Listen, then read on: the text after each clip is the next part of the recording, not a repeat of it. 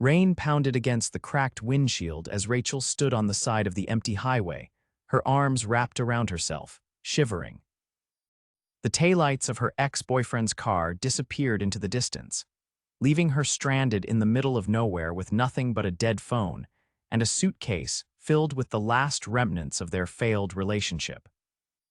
Tears burned in her eyes, but she refused to let them fall. She should have known better. Jason had always been selfish, but she hadn't thought he'd go this far, leaving her miles away from the city, with no way to get home, nothing but broken promises and regret. A gust of wind sent her long brown hair whipping around her face, and she cursed under her breath. The road was completely deserted, and the storm showed no signs of letting up. She had no idea what to do. Then, suddenly, headlights cut through the rain. A sleek black car, a luxury sedan, the kind she'd only seen in movies, pulled up beside her. The passenger window rolled down, revealing a man in a perfectly tailored suit, his dark hair slightly tousled as if he'd just run a hand through it. His sharp blue eyes locked onto her, filled with something between curiosity and concern.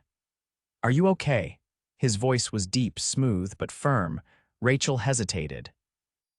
She knew better than to trust strangers, but standing in the freezing rain with no way out wasn't exactly a better option.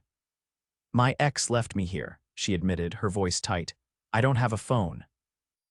"No way to get back to the city." The man studied her for a moment, then let out a sharp exhale. "Get in." She hesitated again. "I don't even know your name." "Yannis." His jaw clenched slightly, as if he wasn't used to offering explanations. "And you shouldn't be standing out here in this weather." Rachel bit her lip, glancing down the empty road. She had no choice. Taking a deep breath, she opened the sleek car door and slid into the passenger seat. The leather was warm. The interior smelled expensive, like cedar, and something undeniably masculine. Yannis pulled back onto the road without another word. "Where were you headed?" he finally asked after a moment of silence. "Home," she muttered. Then, realizing she didn't have one anymore, she swallowed hard. "I mean, I don't really know. My ex and I lived together. Guess I have to figure something out." He glanced at her, his expression unreadable. "You don't have anywhere to go." "Not really," she admitted, feeling exposed. "I guess I'll get a cheap motel for the night and figure things out from there." Yannis didn't respond right away. His hands gripped the steering wheel tightly, his knuckles slightly tense. "You're not staying in a motel," he said flatly. Rachel frowned. "I don't really have a choice." Yannis exhaled through his nose, as if making a decision he didn't entirely like. "You can stay at my place, just for the night." Rachel's eyes widened and she turned to face him. "What?" "I have a guest room," he said simply, his tone leaving no room for argument. "And I don't leave people stranded." Rachel studied him. He was serious. There was something about him, his presence, the quiet confidence in the way he spoke, that made her believe he wasn't the kind of man who made empty promises. Still, this was insane. She didn't even know him. "You don't even know me," she pointed out. He let out a short laugh, though there was no humor in it. "I could say the same about you." She had no argument for that. After a long pause, she sighed. "Fine. Just for the night." Yannis didn't respond, but there was something in the way his hands relaxed on the wheel that made her think he was satisfied with her answer. The drive continued in silence, the storm raging outside. Rachel stole glances at him, trying to piece together who this man was. He carried himself like someone important, like someone used to control. His suit alone looked like it cost more than her entire wardrobe. Finally, the car pulled into an underground parking garage.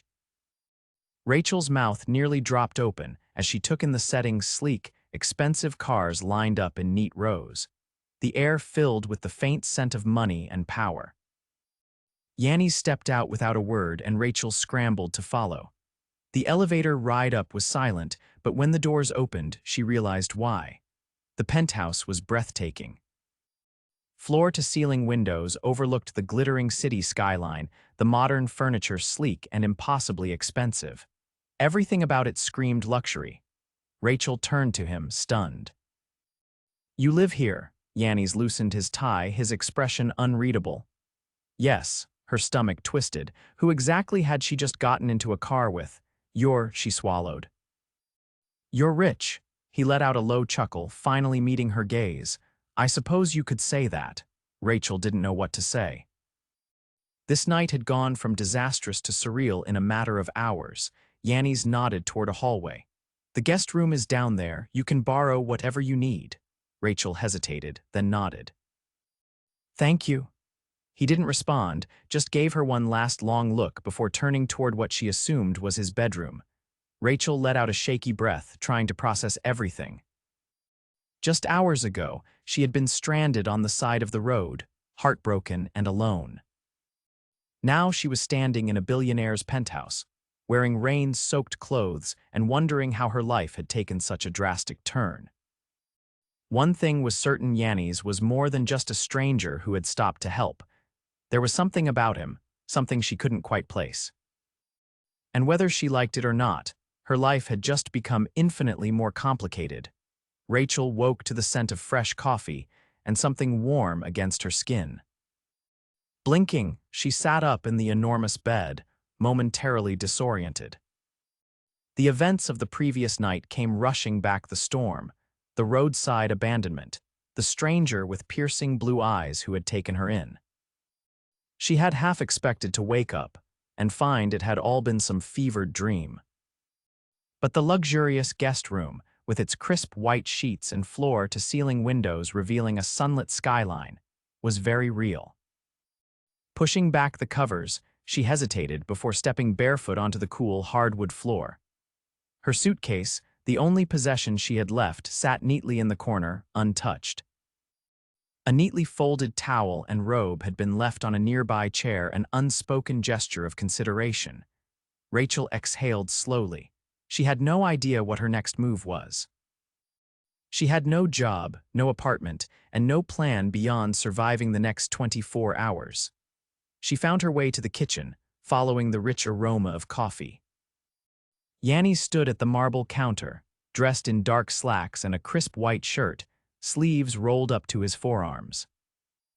He moved effortlessly, pouring himself a cup from a sleek machine that looked more complicated than anything she'd ever used. He glanced up as she entered. "You're awake," he observed. Rachel nodded, wrapping her arms around herself. "Barely." He gestured toward the coffee pot. "Help yourself." She hesitated before pouring a cup.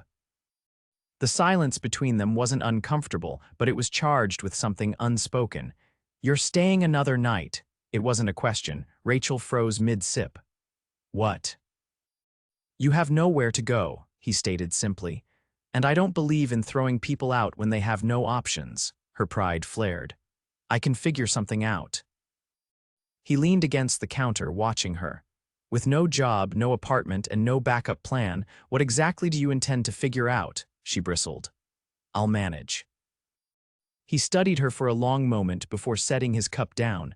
"I have an offer." Rachel narrowed her eyes. "What kind of offer?" "I need a personal assistant," she blinked. "You don't seem like the kind of man who struggles to find employees."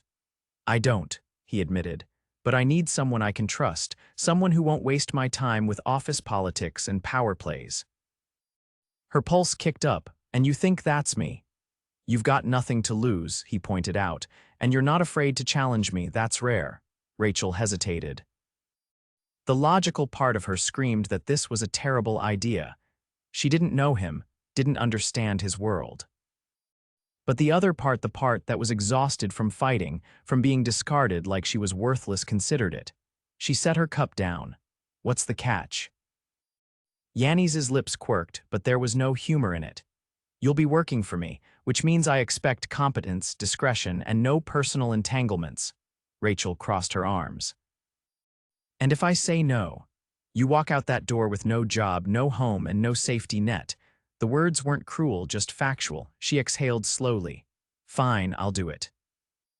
Yannis nodded, as if this was the outcome he had expected all along. "Good, you start now." Rachel barely had time to process what she had agreed to before Yannis was already moving. his attention shifting from their conversation to the sleek tablet in his hands. It was as if, now that she had accepted, she was no longer just a stranded woman in need of help, but an employee expected to perform. "Come," he said without looking up. "We have a meeting in an hour," Rachel blinked. "You're my assistant now," he said. "That means you're coming with me." There was no room for argument. He moved with precise efficiency, leading her through the penthouse toward a walk-in closet that looked more like a high-end boutique. Without pausing, he pulled out a garment bag and handed it to her. "Change into this," he instructed. "You'll need to look the part." Rachel hesitated before unzipping the bag. Inside was a stunning navy dress, elegant but professional, paired with a matching blazer. It was nothing like the clothes she normally wore, sleek, sophisticated, expensive. She glanced at him. "You just had this lying around." He finally looked up from his tablet, his expression unreadable. "I always come prepared." Rachel didn't have the energy to question it. She took the bag and disappeared into the guest room. When she emerged minutes later, the transformation was startling. The dress fit as if it had been tailored specifically for her, hugging her curves in all the right places while still remaining professional. She had tied her hair back, the sleek look making her feel like a completely different person. Yannis took one glance at her and gave a single nod of approval. "Let's go." They stepped into the private elevator, the tension between them shifting from uncertain to something else entirely. Rachel was acutely aware of how close they were in the confined space, the warmth of his presence, the quiet intensity that surrounded him. He was a man who commanded attention without trying. The elevator doors slid open to reveal a black luxury car waiting just outside the building. A driver stood at attention, holding the door open. Without hesitation, Yannis slid inside, and Rachel followed, barely having a second to process the sheer extravagance of it all before they were moving. She turned to him. "So what exactly does this meeting entail?" Yannis didn't look up from his tablet. "You'll observe and take notes, nothing more." Rachel frowned. "That's it. For now," he said, finally glancing at her. "I need to see what you can handle." The way he said it sent a shiver down her spine. It wasn't a threat, but a challenge. The car pulled up to a towering glass building, and Rachel barely had time to admire the sheer magnitude of it before Yannis was stepping out, moving with the kind of confidence that made people instinctively make way for him. She hurried to keep up, her heels clicking against the polished marble floors as they entered the grand lobby. People turned to look as they passed, some whispering, others nodding in recognition. Rachel didn't miss the way some of them eyed her with curiosity. By the time they reached the top floor, she was starting to understand just how powerful Yannis truly was. A group of executives stood waiting in a sleek conference room, their conversation halting the moment he entered. Rachel stayed near the door, unsure of where she fit into all of this. Yannis took his seat at the head of the table, his presence alone commanding silence. "Let's begin." The discussion was intense, focused. Rachel did as instructed, taking notes, but she couldn't help but be drawn in by the way he handled the room. He spoke with authority, his words sharp and precise, effortlessly cutting through any attempt at negotiation that didn't align with his agenda. It was mesmerizing.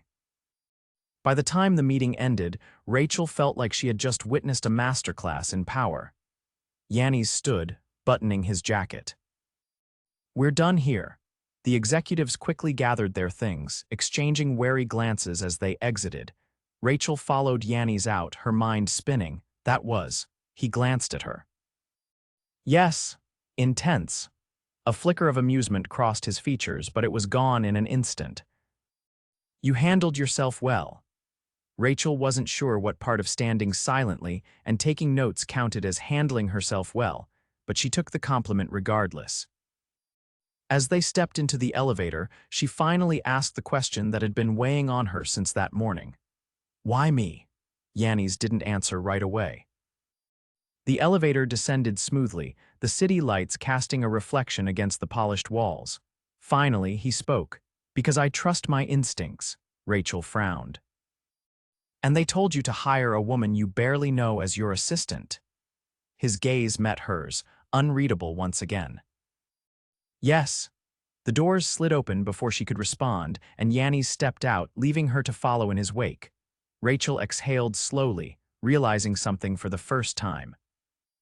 She had just stepped into a world far bigger than she had ever imagined, and she wasn't sure she would ever be the same again. Rachel had never been more exhausted. By the time she and Yannis returned to the penthouse, her mind was spinning from everything she had seen and heard that day. Yet, despite how overwhelming it all was, she couldn't deny the exhilaration humming beneath her skin. She had witnessed power in its rawest form, negotiations that could make or break entire industries, decisions worth millions being made in seconds. And at the center of it all was Yannis, commanding, ruthless, and utterly in control. Now, standing in the quiet of his penthouse, the contrast was jarring. The city stretched out below them, the skyline glittering in the night, but inside, everything was still. Yannis loosened his tie, rolling his shoulders as if shaking off the weight of the day. Rachel watched him, realizing suddenly how little she actually knew about the man beyond his business persona. "You didn't have to stay so late," he said, his voice quieter than usual. She shook her head. "I needed to see how things worked. If I'm going to do this job properly, I have to understand it." His gaze settled on her, something unreadable flickering in his eyes. "You pick things up quickly," Rachel exhaled, stepping toward the expansive window. "I don't have much of a choice, do I?" A silence stretched between them, thick with something neither of them could name. When she finally turned to look at him, she found him watching her, his usual guarded expression slipping just enough for her to see the man beneath the title. "You didn't have to help me," she said suddenly, the words escaping before she could stop them. His jaw tensed slightly. "I know." "Then why did you?" Yannis hesitated, as if weighing his response. Then finally he stepped closer, his voice lower now, more deliberate. "Because I saw something in you." Rachel's pulse kicked up. "And what was that?" His eyes held hers, unwavering. "Strength." The words sent a shiver down her spine. It wasn't the answer she had expected. She swallowed. "I don't feel strong." "You are," he said without hesitation. "Most people would have crumbled after what happened to you, but you didn't. You adapted, you fought." Rachel's breath hitched, her heart pounding in her chest. She had never thought of it that way. The space between them had closed, the air charged with something neither of them could ignore. Yannis exhaled, raking a hand through his hair, as if trying to shake something off. "I don't usually do this," she tilted her head. "Do what?" "Let people in." Rachel's heart clenched. She had suspected as much. A man like him, powerful and always in control, didn't allow vulnerabilities. But in this moment, he was letting her see just a sliver of them. She took a slow breath, steadying herself. "Maybe you should." A muscle in his jaw twitched, and for a moment she thought he was going to shut her out again. But then, without another word, he reached for her hand. The warmth of his fingers against hers sent a jolt through her body. Rachel didn't pull away, neither did he. The moment stretched, electric and undeniable. And then, as if some invisible line had been crossed, Yannis lifted her hand to his lips, pressing the lightest of kisses against her skin. Rachel's breath caught. His voice was barely above a whisper when he spoke next. "I don't know what this is," he admitted, "but I know I don't want to ignore it." Her chest tightened. "Neither do I." He studied her for a long moment, as if committing her face to memory. Then, with deliberate care, he pulled her closer, his other hand settling at her waist. Rachel didn't resist. She didn't want to. And when his lips finally met hers, she knew whatever this was, whatever it would become, she was already too far gone to turn back. Rachel had never felt anything like this before. The moment Yannis's lips met hers, the world outside the penthouse ceased to exist. Every thought, every doubt, every hesitation dissolved into the warmth of his touch, the unspoken intensity between them pulling her deeper into something she hadn't been prepared for. His grip was firm yet careful, as if he was holding back, testing the waters of something neither of them could fully name. But Rachel didn't want hesitation. Not now. Not after everything that had led her here. She pressed closer, her hands finding their way to the crisp fabric of his shirt. Yannis inhaled sharply at the contact, his restraint slipping just enough for her to feel the depth of what he had been holding back. Then, just as suddenly as it had begun, he pulled away. Rachel's heart pounded as she met his gaze. His expression was unreadable, but there was something in his eyes, something raw, something conflicted. Silence stretched between them, heavy and charged. Yannis took a step back, running a hand down his face. His posture was tense, as if he was waging a war within himself. Rachel swallowed, forcing herself to steady her breathing. "You regret it." His head snapped up. "No," the word was sharp, immediate. "That's not it." She waited, her pulse thrumming. Yannis exhaled, his hands resting on his hips as he looked away toward the city lights. "This wasn't supposed to happen." Rachel's chest tightened. "Why?" He shook his head, jaw tightening. "Because I don't do this. I don't let people in. And I definitely don't mix business with—" He cut himself off, his expression darkening. Rachel crossed her arms, an unexpected frustration bubbling beneath the surface. "So what? We pretend this didn't happen?" Yannis turned back to her, his gaze searching hers. "Is that what you want?" She hesitated, her mind racing. She had been through enough disappointment to know when to walk away, but this was different. "No," she admitted quietly. "I don't want to pretend." A muscle in his jaw ticked, and for a moment he just stood there, watching her, as if trying to decide what to do with the truth hanging between them. Then finally he spoke. "Neither do I." Rachel's breath caught. Yannis took a slow step forward, his movements deliberate. "But I need you to understand something." His voice was lower now, steadier. "I don't do reckless. I don't do things without thinking them through." Rachel held his gaze. "And what have you thought through?" He reached for her hand, his touch warm, grounding. "That I don't want you to leave." Her heart stuttered. "This isn't just about me offering you a job," he continued, his tone softer now. "It's about the fact that from the moment I saw you standing on that road, I knew you were going to change everything." Rachel swallowed against the sudden tightness in her throat. "I don't know what's happening between us. Neither do I." His thumb brushed lightly against her skin. "But I know I want to find out." Emotions swelled inside her, an unfamiliar yet undeniable pull drawing her toward him. She didn't know what this was. But she knew she wasn't ready to walk away from it. For the first time in a long time, she felt like she was exactly where she was meant to be.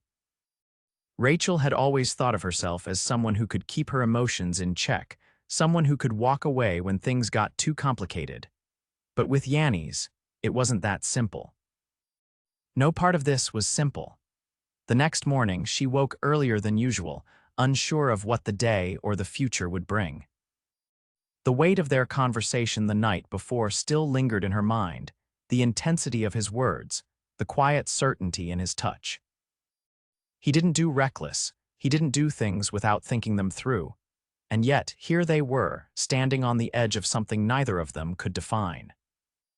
She stepped out of the guest room, following the faint aroma of coffee. Yannis was already in the kitchen, dressed in another crisp suit, his expression unreadable as he set down a steaming mug on the marble countertop. Without a word, he slid it toward her. Rachel hesitated before picking it up, the warmth grounding her. Neither of them spoke right away, the silence between them charged with something unspoken. Yannis finally broke it. "I have a flight to London this afternoon for a business deal." Rachel blinked. "Today," he gave a short nod. "I want you to come with me." Her pulse quickened. "You want me to travel with you?" "You're my assistant," he said simply, though there was something in his gaze that told her this was about more than just work. Rachel considered it. She had never been out of the country before, never even been on a plane that wasn't cramped and economy class. The idea of flying across the world, stepping into another layer of his high-powered life was daunting, but she wasn't afraid. "All right," she said finally. I'll go. A flicker of approval crossed his face, and without another word, he turned back to his tablet, already shifting into work mode. Hours later, she found herself stepping onto a private jet, the sheer luxury of it making her head spin. Plush leather seats, crystal glasses set out on polished tables, a level of extravagance she had never even dreamed of. Yannis took his place across from her as the plane lifted off, his focus on the documents in front of him. Rachel tried to do the same, but the reality of the situation was impossible to ignore. They weren't just employer and employee, not anymore.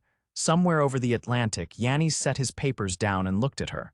"Are you nervous?" She met his gaze. "About what? About us?" Rachel exhaled slowly. "I don't know what this is yet." "Neither do I," he admitted. "But I know I don't want it to end before it's begun." Her chest tightened at the quiet honesty in his voice. She glanced out the window, the vast sky stretching endlessly around them. "Then I guess we see where this goes." Yannis reached across the table, his fingers brushing hers. "Yes. We do." London was a whirlwind of meetings and high-stakes negotiations, but through it all, Yannis kept her close. It wasn't just about work anymore, there was something deeper. Something unspoken in the way he watched her, the way he reached for her hand when no one was looking. By the time they returned to New York, Rachel knew one thing for certain. She wasn't just falling for him, she already had. And for the first time in a long time, she wasn't afraid of where that might lead.